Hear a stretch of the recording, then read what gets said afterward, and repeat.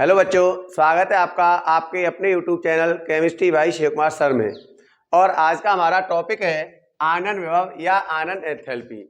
देखिए, ये हमारा परमाणु का नाभिक है और ये इसके वातम कोष होते हैं, इसके चारों ओर वातम कोष होते हैं। अब आप बताइए, हमारे पास सपोज करो इस कक्षा में इलेक्ट्रॉन है और इसमें भी इलेक्ट्रॉन है। जब हम इसको गर्म करें अर्थात ऊर्जा दें, एनर्जी दें, तो इलेक्ट्रॉन क्या होते हैं, अपने कोष से ऊपर वाले कोष में चले जाते हैं। ये जो इलेक्ट्रॉन अपने ऊपर वाले कोष में जाएगा नहीं जाएगा, लेकिन हम एनर्जी इसे देते रहें, एनर्जी बढ़ाते रहें, तो एक स्थिति कैसी आएगी कि इलेक्ट्रॉन इस परमाणु को त्याग करके चला जाएगा, अर्थात परमाणु के कोष को त्याग देगा। तो इस अवस्था में क्या होगा, जैसे इलेक्ट्रॉन इस परमाणु के कोष को त्यागेगा तो उस परमाणु पर प्लस आवेश हो जाएगा या नहीं हो जाएगा? क्यों? प्रोटॉन की संख्या बढ़ेगी, इलेक्ट्रॉन चला जाएगा तो प्लस आवेश होगा या नहीं होगा? तो हम आनंद विभव किसे कहते हैं? आनंद विभव उस ऊर्जा का मान होता है, उस ऊर्जा की मात्रा होती है जो किसी तत्व परमाणु के वातम कोष से इलेक्ट्रॉन को निकालने के लिए आवश्यक होती है। किसी तत्व परमाणु के वातम कोष से इलेक्ट्रॉन को निकालने के लिए जितनी ऊर्जा की आवश्यकता होती है, उस ऊर्जा की मात्रा को हम क्या कहते हैं? आनंद एंथैल्पी या आनंद विभव कहते हैं। उस मात्रा को हम क्या कहेंगे? आनंद विभव कहेंगे। अब आपको मालूम है कि अगर हम धातुओं के बारे में लें, फर्स्ट वर्ग की बात करें और सेवंत वर्ग की बात करें, यानी जो आवर्त आवर्त सारणी है उसमें सेवंत वर्ग है और जो दीर्घाकार आवर्त सारणी है उसमें 17वां वर्ग है। तो इसके और इस वर्ग में बात करें हम, फर्स्ट वर्ग में क्या है? ह, ली, ना, की, रव, से, फरियाद। यानी हम देखें तो इनके वातम कोष में एक इलेक्ट्रॉन अधिक है। देखिए, एक इलेक्ट्रॉन अधिक है या नहीं है, बताइए। जब एक इलेक्ट्रॉन अधिक है और यहां बात करें फिर, कल, बाहर, आई, आंटी, 2,7, 2, 8, 7, 2, 8, 18, 7। अब आप बताइए कि अगर हमें इसका अष्टक पूर्ण करना है तो अष्टक पूर्ण करने के लिए इनके वातम कोष में इलेक्ट्रॉन अधिक है या नहीं है? लेकिन इनको अष्टक अगर हम पूर्ण करना है इनका, तो इन्हें तो इलेक्ट्रॉन की आवश्यकता है। यानी ये इलेक्ट्रॉन को जैसे ही त्यागेंगे इनका अष्टक पूर्ण हो जाएगा, लेकिन ये इलेक्ट्रॉन को ग्रहण करेंगे तब इनका अष्टक पूर्ण होगा। तो आप बताइए कि हमें यहां से इलेक्ट्रॉन निकालने में कम एनर्जी खर्च करनी पड़ेगी या यहां से इलेक्ट्रॉन निकालने में कम एनर्जी खर्च करनी पड़ेगी? जाहिर सी बात है, अगर हम धातुओं के इलेक्ट्रॉन निकालेंगे तो यहां हमें एनर्जी कम खर्च करनी पड़ेगी। दूसरी बात, जैसे हम वर्ग में ऊपर से नीचे की ओर जाएं तो देखिए कोषों की संख्या बढ़ रही है। पहले 2 है, इसमें 3 है, इसमें 4 है, इसमें 5, 6, 7 आएगा नहीं आएगा? कोषों की संख्या बढ़ेगी। तो आप बताइए कि वातम कोष पर जो नाभिक का आकर्षण है, इसमें देखिए 7 कोष है। इसमें जब इसमें 7 कोष है, 1, 2, 3, 4, 5, 6, 7, तो आप बताइए इस नाभिक का आकर्षण इस इलेक्ट्रॉन पर कम रहेगा या अधिक रहेगा? जब दूरी बढ़ेगी तो आकर्षण बल क्या होगा, नाभिक का कम हो लगेगा, तो यहां से इलेक्ट्रॉन निकालने में और ज्यादा आसानी होगी या नहीं होगी? तो एक बात बताइए कि हम बात करें धातुओं से इलेक्ट्रॉन निकालना आसान है, इलेक्ट्रॉन निकालने के लिए कम एनर्जी की आवश्यकता होगी। इसका मतलब क्या है कि धातुओं का जो आनंद विभव होता है या आनंद एंथैल्पी होती है ये कम होती है। अधातुओं के वातम कोष से इलेक्ट्रॉन, क्योंकि धातुओं को इलेक्ट्रॉन की आवश्यकता है, लेकिन फिर भी इनके वातम कोष से हम इलेक्ट्रॉन निकालें तो हमें इनसे अधिक एनर्जी वेस्ट करनी पड़ेगी। अधिक एनर्जी की आवश्यकता होगी या नहीं होगी? जब अधिक एनर्जी की आवश्यकता होगी तो यहां से इलेक्ट्रॉन निकालने में जब अधिक एनर्जी की आवश्यकता है तो इनका आयनन एंथैल्पी या आयनन विभव अधिक होगा या नहीं होगा? तो हमेशा हम क्या कहेंगे, धातुओं का आयनन विभव कम होता है और अधातुओं का आयनन विभव क्या होता है? अधिक होता है।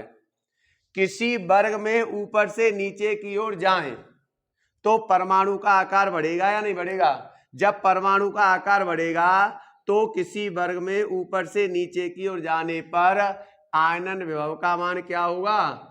घटता जाएगा। भाई इसमें ज्यादा एनर्जी लगानी पड़ेगी, इसमें कोषों की संख्या हो गई 3, नाव के आकर्षण हो गया कम तो इसमें और कम एनर्जी लगानी पड़ेगी। इसमें कोषों की संख्या हो गई 4 तो नाव के आकर्षण और कम हो गया तो और कम एनर्जी से इलेक्ट्रॉन बाहर निकल जाएगा। तो ऊपर से नीचे की ओर किसी वर्ग में जाने पर आयनन विभव का मान क्या होता है? हमेशा घटता है। दूसरी बात मैंने अभी बताया कि जो आवर्त होते हैं बेटा, आवर्त क्या होता है? जैसे हम दूसरे वर्ग के आवर्त को लें, यहां पर हम आवर्त लिखें तो lithium, beryllium, boron, carbon, nitrogen, oxygen, fluorine और नियोन।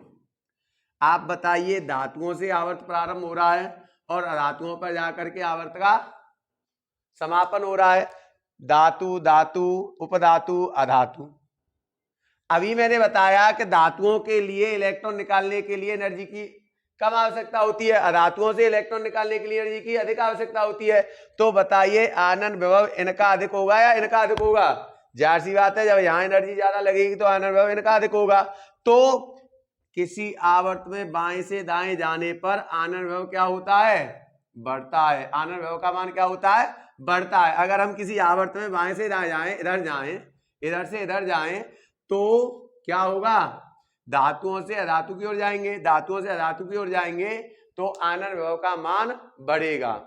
दूसरी बात, अगर हम किसी आवर्त में बाएं से दाएं जाते हैं तो नाभ की आकर्षण बढ़ता है, नाभ की आकर्षण बढ़ेगा तो परमाणु का आकार कम होगा, परमाणु की त्रिज्या कम होगी। जब परमाणु की त्रिज्या कम होगी, आकार कम होगा तो क्या होगा? इलेक्ट्रॉन निकालने में अधिक ऊर्जा की आवश्यकता होगी। इसलिए किसी आवर्त में बाएं से दाएं जाने पर हमेशा आयनन विभव क्या होता है? बढ़ता है। वर्ग में ऊपर से नीचे की ओर जाने पर आयनन विभव क्या होगा? घटेगा। आवर्त में दाएं से बाएं जाने पर आयनन विभव क्या होगा? बढ़ेगा। अब दूसरी बात, एक और बात देखते हैं कि आयनन विभव में क्या होता है? क्रमता। आयनन विभव की क्रमिक आयनन विभव, क्रमिक आयनन विभव, क्रमिक आयनन विभव क्या होता है? क्रमिक आयनन विभव होता है प्रथम आयनन विभव,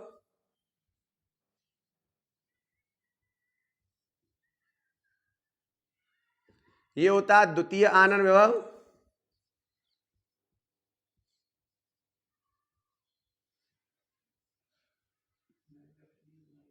और ये होता है तृतीय आयनन विभव।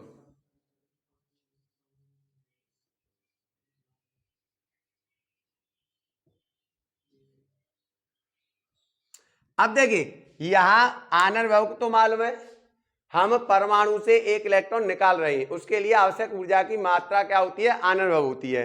अब प्रथम आयनन विभव का क्या मतलब है? प्रथम आयनन विभव का मतलब है कि किसी परमाणु में से एक इलेक्ट्रॉन निकालने के लिए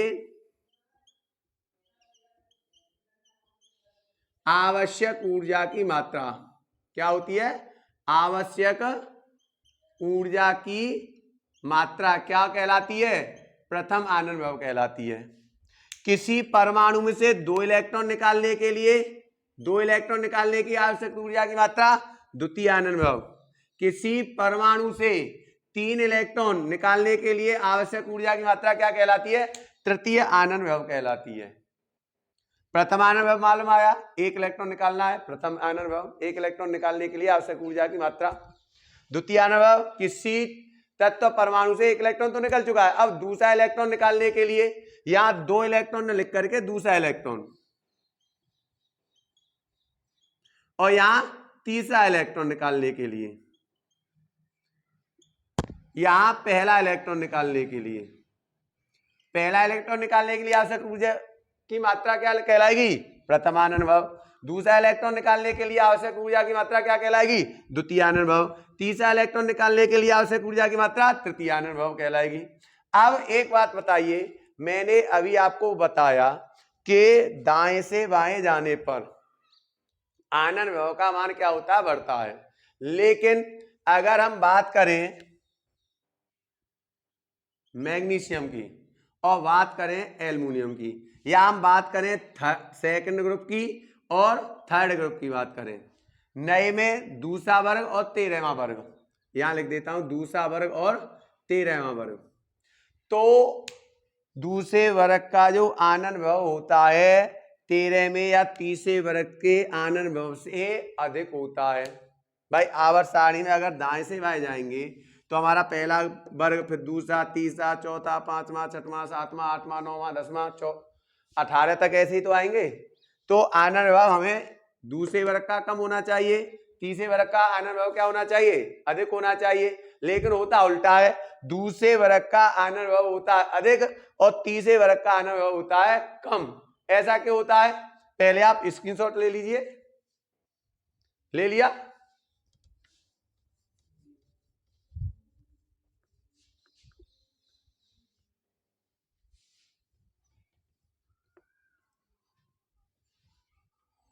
अब देखिए, अगर हम बात करें यहां पर दूसरा वर्ग या सेकंड वर्ग और 13वां वर्ग या थर्ड, यहां सेकंड लिख देता हूं। चलो, यहां पर क्या है?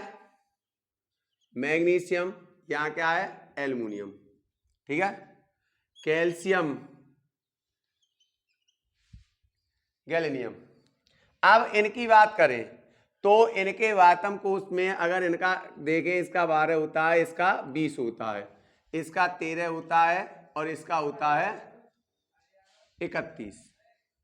अब बात करें इनकी तो मैग्नीशियम की बात करें तो 1s2 2s2 2p6 3s2, 2 और 2 4 6 10 2 12 हुए नहीं हुए।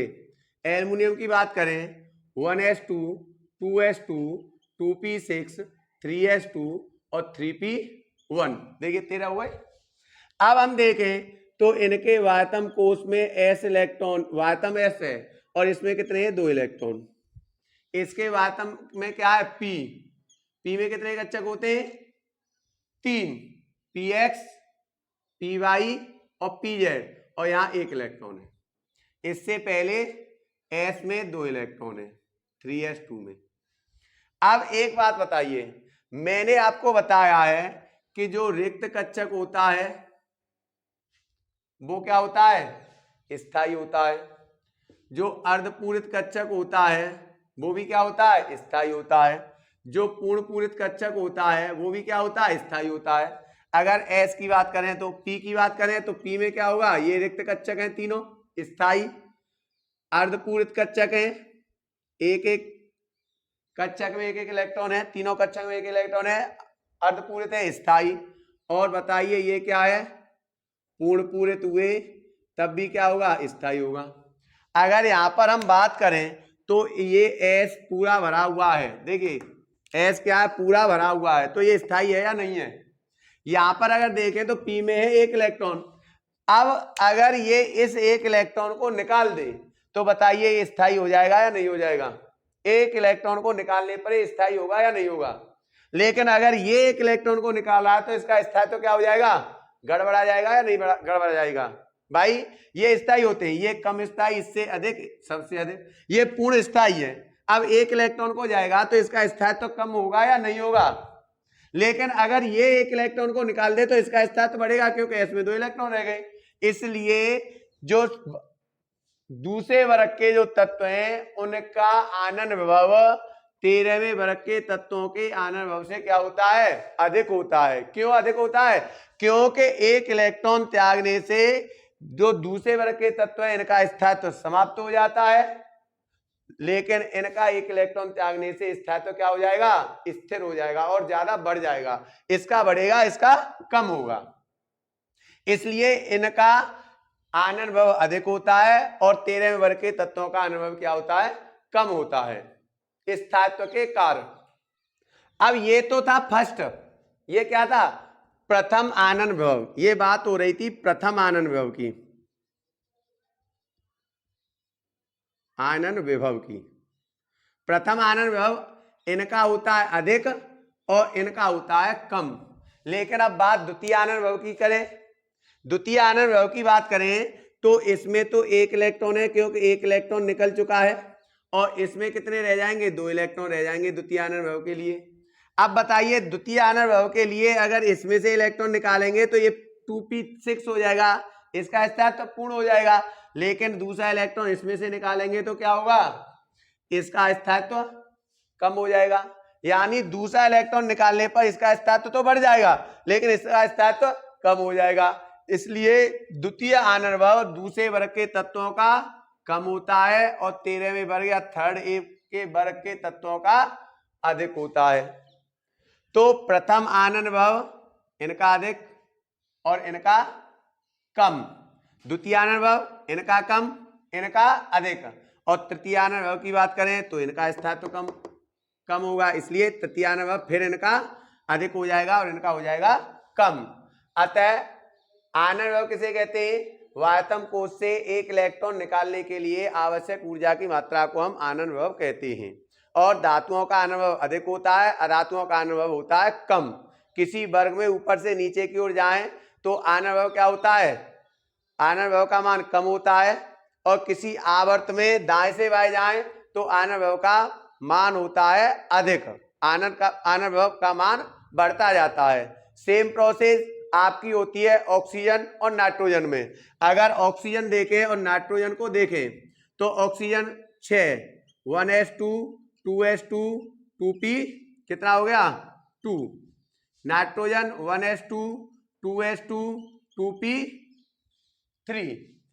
नाइट्रोजन का जो वर्ग है ये पहले आती है, ऑक्सीजन आती है बाद में। लेकिन अगर बात करें तो ऑक्सीजन के वातम कोश में कितने इलेक्ट्रॉन है, देखिए ऑक्सीजन के वातम पी में है 2 इलेक्ट्रॉन और इसके नाइट्रोजन के वातम पी में है 3 इलेक्ट्रॉन। बोलिए कौन स्थायी है, नाइट्रोजन अधिक स्थायी है या ऑक्सीजन अधिक स्थायी है, ये अर्ध पूरित है इसलिए नाइट्रोजन अधिक स्थायी है, और ये पूर्ण पूरित है इसलिए ऑक्सीजन कम स्थायी है। अतः नाइट्रोजन का आनंद विभव भी ऑक्सीजन के आनंद विभव से अधिक होता है।